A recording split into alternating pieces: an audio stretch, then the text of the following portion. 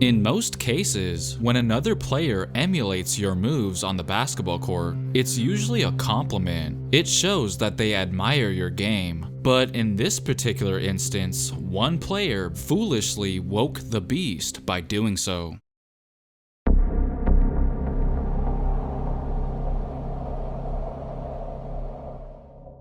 Whenever Michael Jordan stuck his tongue out, you just knew you were in trouble. It quickly became his trademark in no time. And the origin of this habit is pretty interesting. Jordan said that he inherited the habit from his father, who used to stick out his tongue while repairing the family car, which helped him concentrate. When Michael come down court, when he really getting ready to get seriously busy, you see this.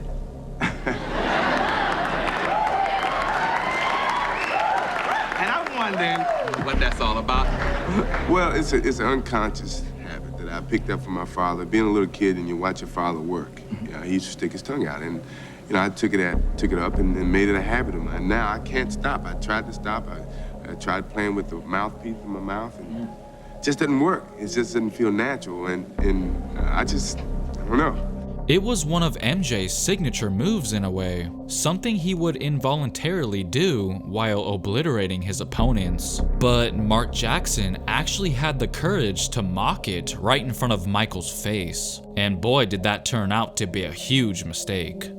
The game that Mark Jackson essentially asked for trouble was Game 2 of the 1989 Eastern Conference semifinals between the Knicks and Bulls in Madison Square Garden. About midway through the third quarter, Jackson steals the ball from MJ and subsequently gets fouled, but still proceeded to run down the court while sticking his tongue out recklessly. Again, something that the guy who he had just stole the ball from was known for. Mark was well aware of what he was doing, and did that because he was feeling himself a little too much, due to the fact that the Knicks were up in the game.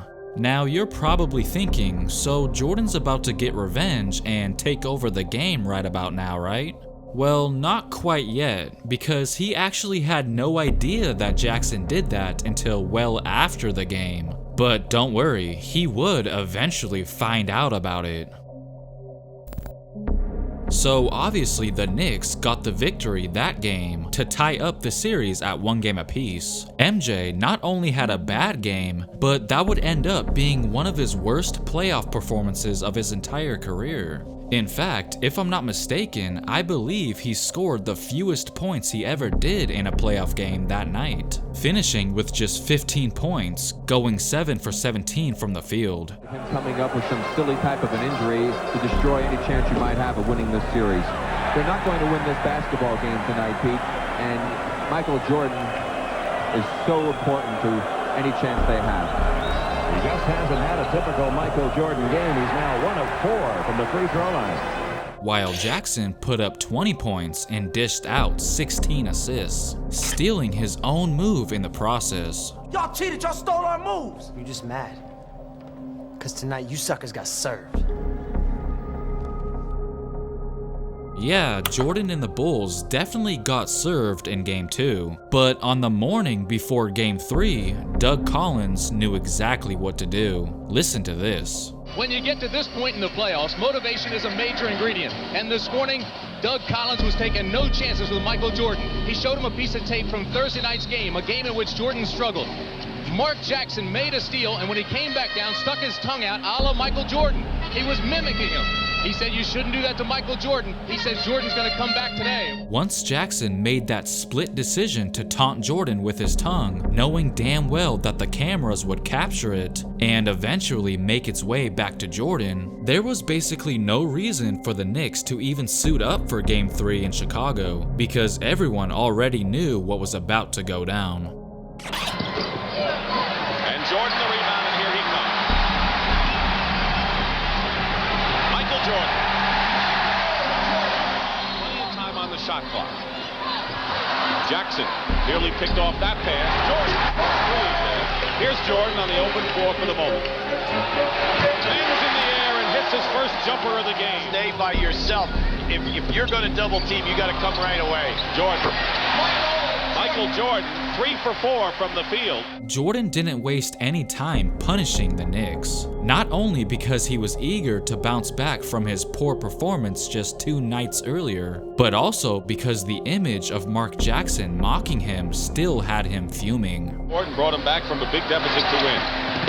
Jordan, basket counts, and another foul will send Jordan to the line again. That's right. Give, go, and fly. How about a little foot speed here? Jordan versus Jackson. Jordan versus Myers. It's a 3 in the first minute of the second period when Michael Jordan was getting a rest. Since then,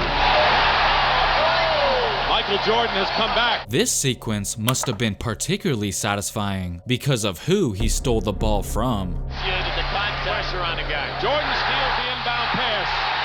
Off to the races.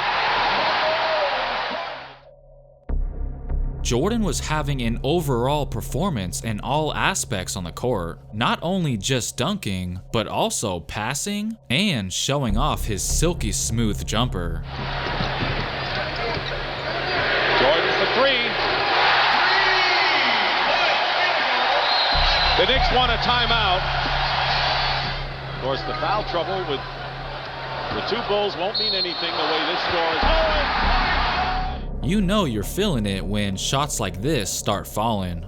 Jordan had a beautiful performance, making everyone instantly forget about what transpired in the previous game. He gave it all he had on the court that night, putting up a near triple-double of 40 points, 15 rebounds, and 9 assists, eventually going on to win the series, thanks to the killer instinct he already possessed and to the extra fuel Mark Jackson provided him.